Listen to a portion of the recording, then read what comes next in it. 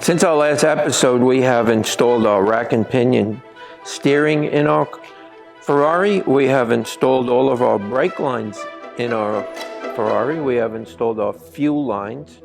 And over here, we have installed our brake and clutch pedal and a small portion of our firewall. So, in today's episode, we are going to install our motor, torque tube, and 6-speed transaxle.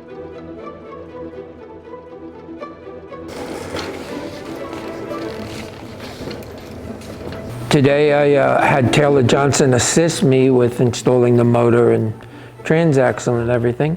Taylor is my shop foreman. He is a key person in this company.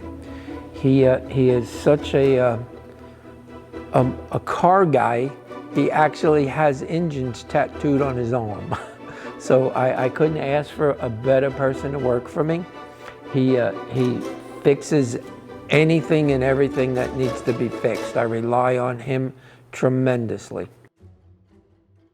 Okay, we're going to anti-seize the shaft here for the dry shaft to go on so that it comes back apart when we need it to.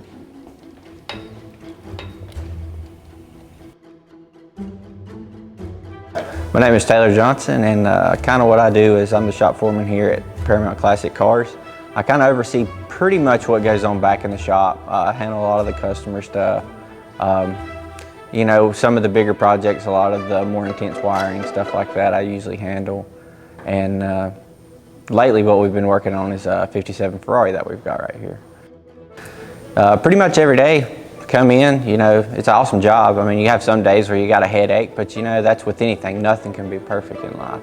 So, you know, I get to play with basically what most people perceive as toys every day, all day. That's my job, that's my profession. So pretty much I get up in the morning, I come in and I play with toys.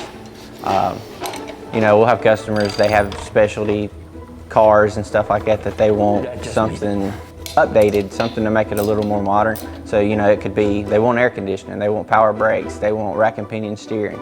You know, the fun part of that is figuring out how to get that incorporated into that particular vehicle and make it function as if it was manufactured that way. You know, I don't really have anything in particular that I specialize in. It's kind of end to end. The only thing I really don't mess with is paint. If it's old, it's something that I'm interested in. You know, it doesn't matter if somebody brings in an old, you know, if a toaster or whatever, you know, all that old stuff intrigues me. Okay, we need to put the lower part of the frame in, and it's a very snug fit. So, and especially with the powder coating, it's kind of thick, so it takes up space. So we just need to push this out a little bit to get our frame to fit up in there freely. Pretty much what we're doing is getting the drivetrain in. We've got the engine in, torque tube in, transmission in. We've got all that bolted up, shimmed up, whatever we need to do to get it setting in good, and you know, on to the next step. It all bolts together as one solid piece. There's 2 mounts in the front, 2 mounts in the back. Everything has to be fitted and cleared. And we have a rear frame that drops out the bottom to get the transaxle out because we couldn't build a frame and get the transaxle in all in one piece. We also installed our Gen Bay fuel injection on our motor.